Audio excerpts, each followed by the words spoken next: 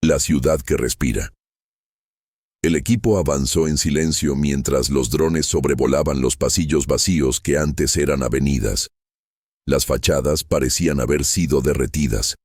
Los balcones estaban torcidos como bocas abiertas congeladas en un grito. Mateo, el líder de la expedición, revisaba el mapa holográfico, aunque sabía que dentro de Sevilla nada permanecía igual por mucho tiempo. Las estructuras se movían, cambiaban, se reorganizaban como criaturas inquietas buscando un lugar más cómodo para dormir. A cada paso, una vibración casi imperceptible recorría el suelo. Era como caminar sobre el pecho de algo enorme y dormido, algo que no quería ser despertado. Pero el equipo debía avanzar.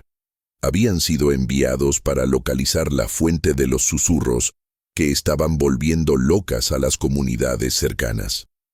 No era la primera ciudad en hacerlo, pero sí la más insistente. La primera señal llegó cuando atravesaron la antigua plaza de San Francisco. Una ráfaga de aire helado recorrió el espacio, aunque no había viento. El dron principal se detuvo de golpe y comenzó a girar, captando un sonido que solo se escuchaba cuando se amplificaba a niveles extremos. ¿Es un murmullo?, preguntó Lía, la especialista en acústica. Mateo no respondió. No quería decirlo en voz alta, pero él también lo había escuchado. Una palabra arrastrada, apenas audible, repetida con insistencia. Su nombre. El equipo intercambió miradas tensas. No era coincidencia. Las ruinas sabían quién había entrado.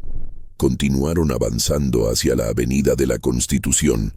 Allí, los edificios parecían haberse pegado unos a otros, formando túneles orgánicos que latían con un pulso tenue. La luz del sol apenas podía entrar. Las temperaturas descendían inexplicablemente cuanto más profundo se adentraban. «Esto no es arquitectura», susurró Lía, tocando una pared. Era cálida, como piel. «No la toques», ordenó Mateo. Pero ya era tarde. La pared se estremeció bajo la mano de Lía y el murmullo creció, convirtiéndose en un susurro claro, directo, íntimo. «Lía». Ella retrocedió pálida. «No puede ser». «Mantén la calma», dijo Mateo. «Seguimos adelante. No respondas a nada». El camino rompió hacia un corredor estrecho. Las sombras parecían demorarse un instante más que los cuerpos, como si observaran con interés. Detrás de ellos, las ruinas cerraron el acceso por donde habían entrado. No de forma violenta, sino silenciosa, como un suspiro satisfecho. La ciudad no los dejaba entrar. La ciudad los estaba tragando.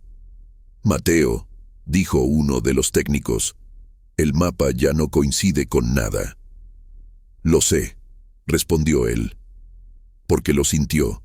La ciudad había despertado, y ahora quería algo, el eco de los que vinieron antes. El equipo avanzaba con el corazón acelerado, cada uno consciente de que Sevilla los observaba. No era paranoia. Las paredes parecían inclinarse hacia ellos. Las sombras se estiraban, formando figuras que imitaban sus movimientos con un leve retraso. Era como si la ciudad intentara entenderlos o recordarlos.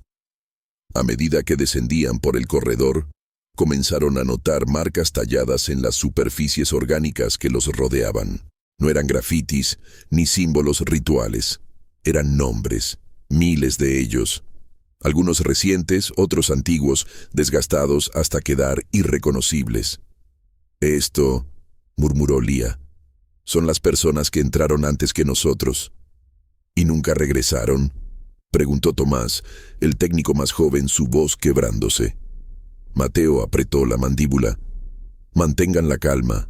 Nadie se separa del grupo. Nadie responde a nada que escuchen, ¿entendido? Pero las reglas raramente importan cuando la ciudad decide hablar». Un chillido metálico resonó desde lo profundo del túnel, como si las entrañas de Sevilla se torcieran. La luz de los drones parpadeó. Del fondo del corredor emergió un sonido familiar, demasiado familiar. Pasos. pero no eran los de ellos. Eran lentos, arrastrados, como si alguien caminara con dificultad. «No estamos solos», susurró Tomás. Una figura apareció a lo lejos, oscura, torcida. A cada paso su forma cambiaba, como si no pudiera decidir qué debía ser. Cuando la figura finalmente salió a la luz tenue, el equipo contuvo el aliento. Era un explorador, al menos una vez lo había sido. Su traje estaba fusionado con la carne. Los cables se hundían en su piel como raíces. Su rostro estaba desfigurado, pero su boca se movía repetidamente, murmurando algo que el equipo solo pudo escuchar cuando el dron acercó el sonido. «Mateo, Mateo, Mateo». El aire se volvió pesado. La criatura seguía repitiendo el nombre del líder con insistencia desesperada. «Retrocedan», ordenó Mateo. Pero antes de que pudieran moverse, la criatura levantó una mano deformada, señalándolo directamente. Sus dedos parecían fracturados hacia direcciones imposibles. «No debiste responder», susurró. La voz no provenía de la criatura, provenía de todas partes, de las paredes, del suelo, de las sombras. Era la voz de Sevilla. Las paredes comenzaron a latir más fuerte, un pulso rítmico e hipnótico que parecía querer sincronizarse con los corazones de los exploradores. «¡Corran!», gritó Mateo. El equipo se lanzó hacia un pasaje secundario mientras la criatura imitaba sus movimientos, persiguiéndolos con un paso distorsionado, como una sombra viva. Cuando lograron cerrar una compuerta caída detrás de ellos, Mateo se quedó mirando el sello biológico que ahora los separaba de la cosa que los había perseguido. «Eso no era un explorador», dijo Lía temblando. «No», respondió Mateo. «Era lo que Sevilla hace con quienes escuchan demasiado». Y ahora, Sevilla había pronunciado el nombre de todos ellos. Los pasillos que cambian la memoria. El pasaje secundario era más estrecho, casi opresivo. Las paredes pulsaban suavemente, como si respiraran. Cada movimiento enviaba pequeñas ondas de calor que acariciaban el aire, anulando a intervalos o pequeños fragmentos de las luces que los drones proyectaban. La sensación era clara. Estaban caminando dentro de algo vivo. Y aquello no estaba dormido. Estaba atento. «¿A dónde lleva esto?», preguntó Tomás con la voz temblorosa. Mateo revisó el mapa holográfico, aunque sabía que ya no servía de nada. «A ningún lugar que exista ya», respondió. De repente, o corredor se abriu em uma câmara ampla, antigo salão subterrâneo que antes talvez tivesse sido parte do metrô. Porém agora, os trilhos e as paredes metálicas estavam cobertos por uma membrana orgânica translúcida que parecia palpitar com luz própria. No centro, uma estrutura semelhante a uma espira vertical oscilava com um movimento fluido, como se fosse feita de água solidificada. «Eso es nuevo», murmurou Lía, fascinada e aterrada ao mesmo tempo. Quando se aproximaram, ouviram o primeiro som. Vozes. Muitas vozes. Elas vinham de dentro da espira, ecoando como se estivessem presas em camadas infinitas de espaço. «São recuerdos?», perguntou Tomás. «No lo sé», respondeu Lía. «Pero cada voz está repetida». Mateo franziu a testa. Era verdade. Cada frase parecia se repetir com segundos de atraso, como ecos de ecos, memórias de memórias distorcidas por alguma força desconhecida. «Talvez es aqui donde la ciudad almacena». A espira vibrou. Las voces cesaram. E num silêncio seco e absoluto, uma nova voz surgiu dentro da mente de cada um deles. Não era um som físico, era uma intrusão, um pensamento colocado com precisão cirúrgica. Por que regresaram? Tomás caiu de joelhos agarrando a cabeça. Saquen eso de mi mente». Lía correu para tentar ajudá-lo, mas a espira se expandiu, como se respirasse fundo. E então mudou. Dentro da superfície translúcida, o rosto de Tomás apareceu. Seu próprio rosto. Ele estava olhando diretamente para ele, mas esse outro Tomás estava pálido, com olhos totalmente negros. Seus lábios se moveram com lentidão. Eu me quedé aqui. Tu também te quedarás. Tomás gritou. Mateo lo sujetou por los brazos. No lo mires. Tomás, concéntrate en mi voz. A espira começou a replicar agora a todos eles. Mateo, Lia, os demais. Rostos multiplicados em círculos infinitos, cada versão mais deteriorada que a anterior, murmurando frases incompletas, nomes e advertências. Este lugar, dijo Lia retrocediendo, está copiando nuestras memorias. No, corrigió Mateo, con un escalofrío recorriéndole la espalda. Está decidiendo cuál versión de nosotros quiere quedarse. El suelo vibró. As paredes se contraíram. O pasaje pelo cual habían entrado se cerró como una boca. Y la ciudad, Sevilla, habló de nuevo. Uno de ustedes ya ha sido elegido. El elegido de la ciudad. Tomás permanecía completamente inmóvil, como si la revelación hubiese arrancado algo esencial de su interior. Sus ojos estaban vidriosos, fijos en la espira que seguía latiendo con un ritmo irregular, sincronizado con la respiración nerviosa del equipo. A cada pulso, las versiones distorsionadas de los exploradores dentro de la superficie cambiaban de expresión, como si estuvieran observando, evaluando, eligiendo. Tomás, mírame, ordenó Mateo con firmeza. Nada. Era como si la mente del joven hubiese sido absorbida por algo más grande que él. Algo que lo estaba llamando desde dentro de la espira. Las luces de los drones parpadearon. Un nuevo corredor se abrió al costado de la cámara, como una herida fresca en un cuerpo vivo, y el murmullo volvió. Esta vez, más claro, más dirigido. Tomás, Tomás, ven. Lia dio un paso adelante, intentando interponerse entre su compañero y el pasaje recién formado. No va a ninguna parte solo. Sevilla quiere separarnos. Ya lo intentó antes, dijo Mateo, y lo hará de nuevo. Mantén la formación. Pero Tomás, como si no los viera, comenzó a caminar hacia la abertura. Tomás, gritó Mateo mientras lo sujetaba del brazo. El joven soltó un gemido gutural, como si algo invisible lo estuviera desgarrando por dentro. Su piel tembló y líneas negras comenzaron a aparecer alrededor de su cuello, extendiéndose como venas corrompidas. No lo toques, advirtió Lia. Eso no es normal. Mateo retiró la mano justo a tiempo. Las venas negras se elevaron a la superficie como si respondieran al contacto humano, buscando conectarse. Está siendo marcado, susurró Lia horrorizada. La ciudad ya lo eligió.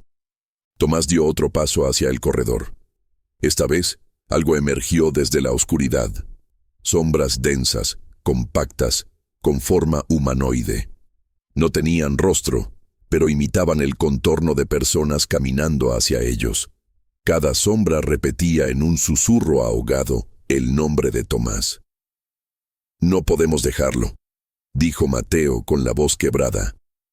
Si lo seguimos, moriremos todos, respondió Lia. Era la primera vez que la escuchaban tan asustada. La espira vibró con violencia.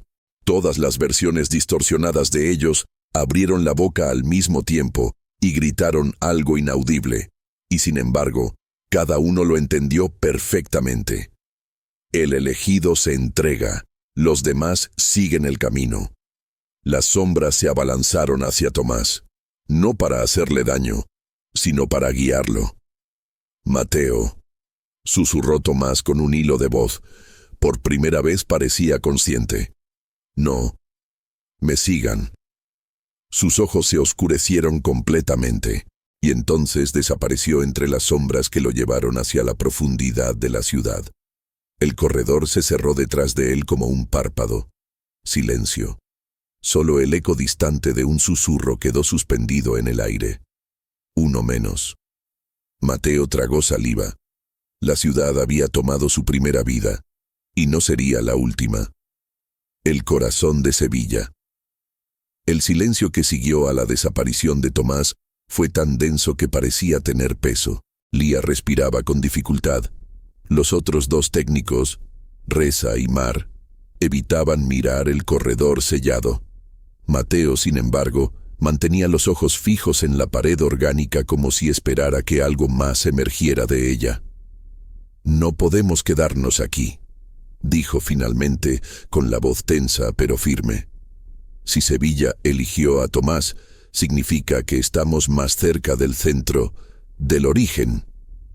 «¿Y eso es bueno?», preguntó Mar con un hilo de voz. «No», respondió Mateo, «pero es lo que vinimos a encontrar». El pasaje frente a ellos se abrió lentamente, revelando un túnel descendente iluminado por un resplandor rojizo. No era luz eléctrica, era bioluminiscencia, pulsante, viva, como venas iluminando el interior de un organismo monstruoso. «La ciudad nos está guiando», murmuró Lía. «No, nos está evaluando», corrigió Mateo. A medida que bajaban, el aire se hizo más espeso.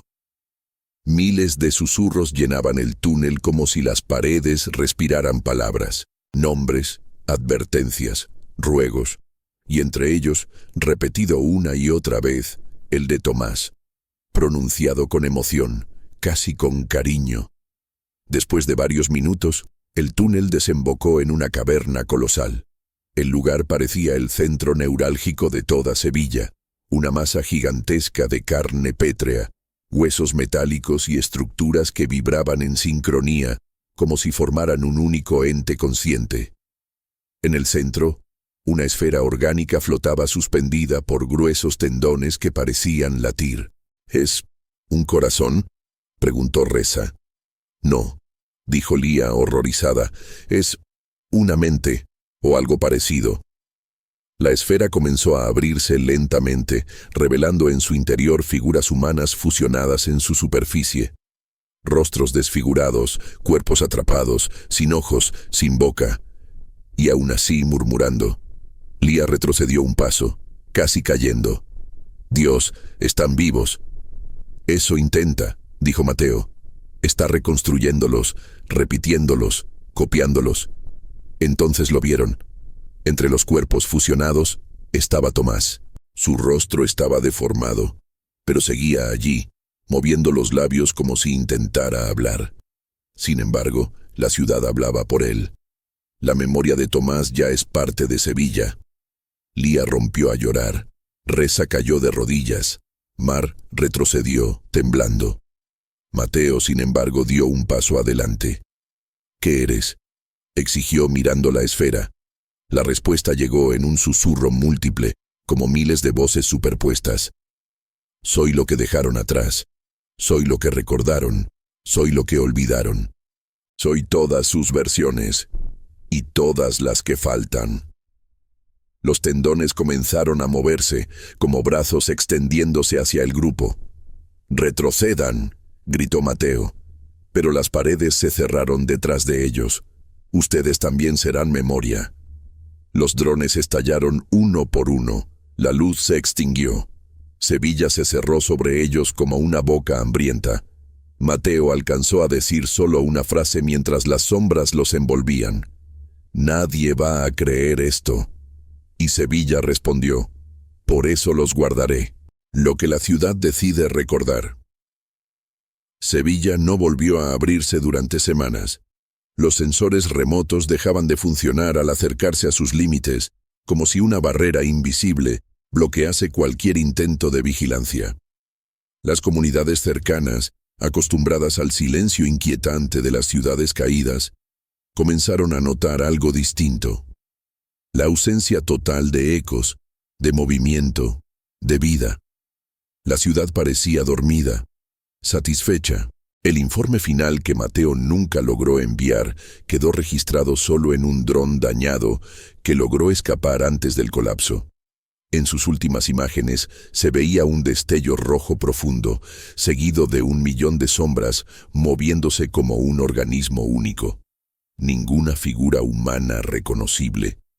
Apenas formas que respiraban, se estiraban, se duplicaban, como si la ciudad estuviese ensayando nuevas versiones de sí misma. Algunas noches, los habitantes de los pueblos cercanos aseguran que, cuando el viento pasa sobre las ruinas, se escuchan susurros lejanos.